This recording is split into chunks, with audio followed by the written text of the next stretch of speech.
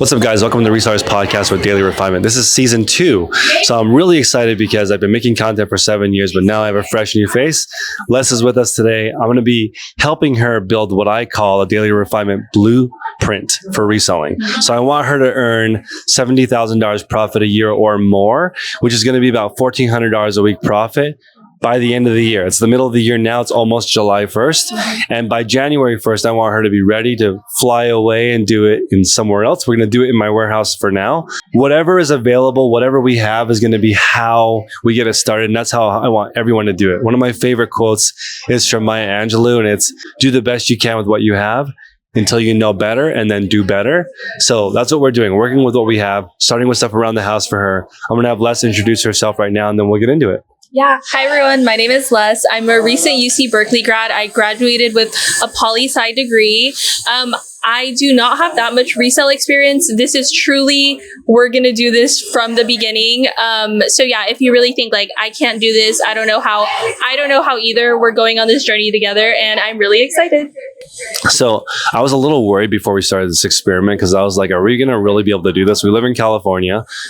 Before we get started though, I actually asked Les a whole bunch of questions to try to figure out her vibe and whether or not she can do this. And sometimes I like to cheat a little bit and pick people who I think are going to be able to do it. And so I wonder if people in the comments are going to be like, oh, you pick someone like her, of course she can do it. But I don't know, because I feel like the one thing holding Les back is her age. She doesn't have a lot of life experience. If she was in her 30s or 40s and she's worked a bunch of jobs and she's had 10 years of buying corporate career clothing, and now she's like, I'm going to buy what other women wear to work. I know exactly what it's worth. But she's just literally fresh onto the scene. Her Poshmark account's only for buying. Yeah. I mean, even today, you taught me about like a tag and the double stitch, and I didn't know any of that. She was picking stuff that she thinks is cute at the thrift store, which I think is a great way to start. Yeah. It's that now you're thinking about what will the customer think is cute. And at this point, since I've seen so much stuff, I feel like everything is only cute if it's relevant. It's like some people like, they'll pay a lot more for a shirt that has a logo than no logo. A certain cut is cooler than another cut. So it's like, figuring out what is cool and what is not cool is our main challenge. Yeah. So we went to the bins today. She found a vintage Fila shirt made in USA, but it wasn't single stitch. And this is where people get so confused. They're like, it's not single stitch. Why is it vintage? Right? Yeah. And there's stuff that's made in the USA now that's not vintage, obviously, because they just made it right now. Yeah. There's single stitch made now that is not vintage. They just made it now. And there's vintage stuff that's double stitch and not made in the USA. So there's so many different rules and it's a lot to learn, and it's okay to not know. And I've been doing this a really long time, and I felt like I pretty much memorized what her haul was just from, I've been looking at clothes for so many years that I have a good idea of what it is, but the attention to detail is really important because you know what I'm honestly looking at? I'm looking at returns. I'm looking through her things like, people are going to return this because it's too small. People are going to return this because it's damaged. Yeah. People are going to return this because it's hard to photograph. Yeah. I'm so glad she doesn't have like 10 all white pieces. Those are so hard to photograph. So I'm jazzed. I have a new parameter. I used to say like, you need to be this kind of thing in your store, but I have a new rule. So we're going to be okay selling $5 profit items, $10 profit items, $20 profit items. Right. Bangers. The key is if you sell more expensive items, there's less of them if the profit margin is good. If you sell cheaper items, generally you have to sell more. So we live in the Bay Area, space is expensive. We're going to try to do it in less than 4,000 items. We're going to try to have more than $10 profit per item. Yeah. We're going to try to have a 0.5% sell-through rate. So this is going to be exciting because we need to make a video about sell-through rate and talk about our goals. So as an example, if you have 200 items in your store and you sell one a day, that's the goal. Okay. So for every 200 items, we're going to get one sale a day. So 1,000 items, we're going to try to have 5 sales per day or more. That extrapolated over 4,000 items means 20 sales a day out of 4,000 items. Yeah. And hopefully I do a good job teaching Les so that she doesn't need 4,000 items in her store to sell 20, because we live in an instant gratification world. And if Les is selling on Whatnot, like my streamers, she could buy 20 in the morning, stream 20 items in the afternoon, drop it off on the post office, and she could sell 20 items a day with only 20 items in stock, which is wild. There's that, and then there's also the listing it on Poshmark or eBay and getting way more money for it, but waiting 3 months, 6 months, 1 year, up to 2 years. The average sell-through rate on eBay is about 5%, meaning 5% per month. It normally takes somebody 20 months to sell an item, which is wild. So her friends, maybe she was thinking when she lists something, oh, eBay's broken, Poshmark's broken, my items haven't sold. Yeah. It's probably just hasn't reached enough people who want it. Yeah. So I'm excited because I have 7 systems for reselling. I'm going to go over all of them with Les, which is sourcing and research. This is the hard part. Customer service, shipping, photos, listing, item prep, reset to 0. So I don't know if you want to share this or not, but I usually only pick people who have had food service experience, and Les does. I don't know if you want to share that, but Yes. So my parents actually own a taco truck. So in high school and beginning of college, before I moved out here, I've been working at their taco truck. So yeah, and it's in front of a nightclub. So a lot of drunken customer service experience. So I really know how to deal with people. and I think that making an order wrong or not to somebody's expectation is sort of the key to reselling. Because if you're just thinking about what can make customers upset, or like as an example, for me, in my operation, the biggest thing that people complain about is slow shipping time. So I want to make sure to ship as fast as possible.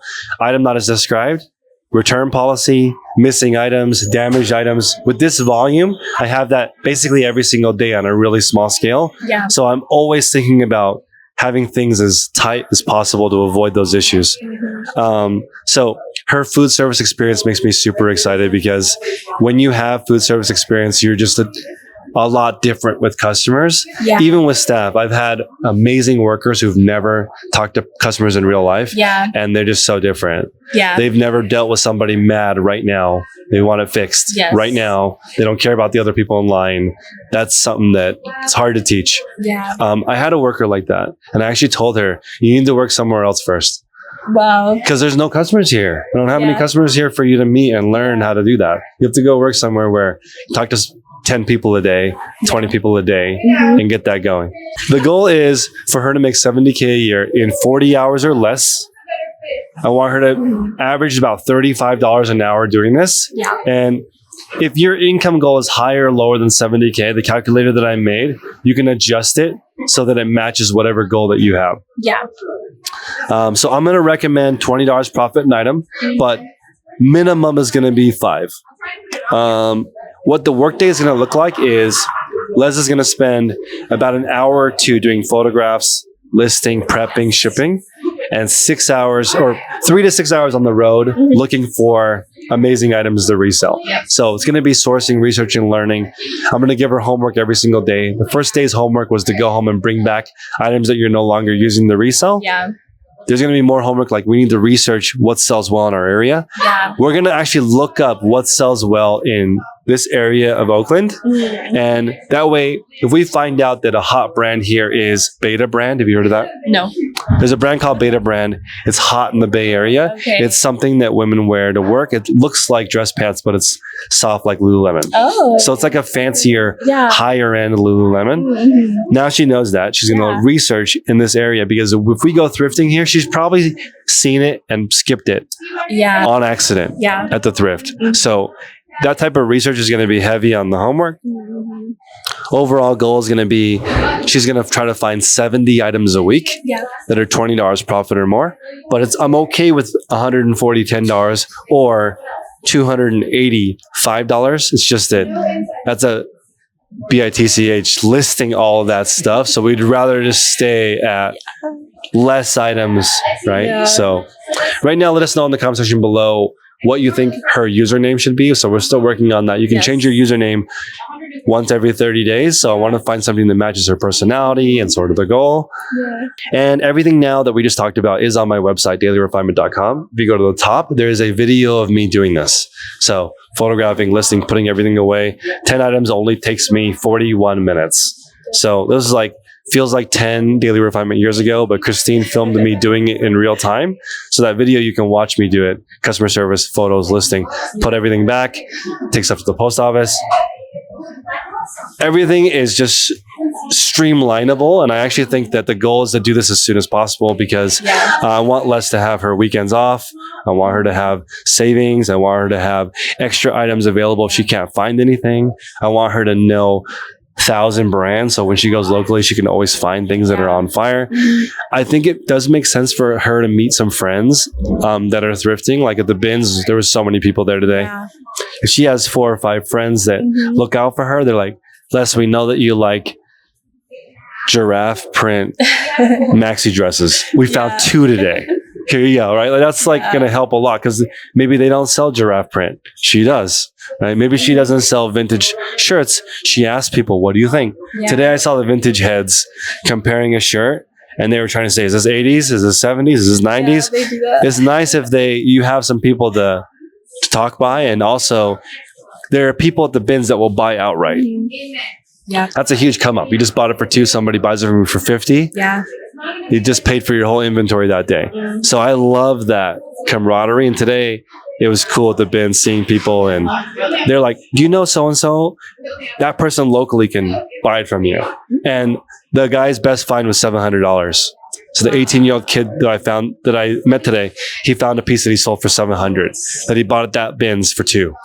So That's crazy. it's out there. It's out there, guys. So hopefully you guys follow this series. We're going to keep these episodes short, sweet. Today, we don't have a lot to report back on because you just started yesterday. But 26 episodes of this, I want to show you guys what consistency can bring. So let us know in the comment section below what questions you have, and we'll see you next time. Bye. Bye, guys.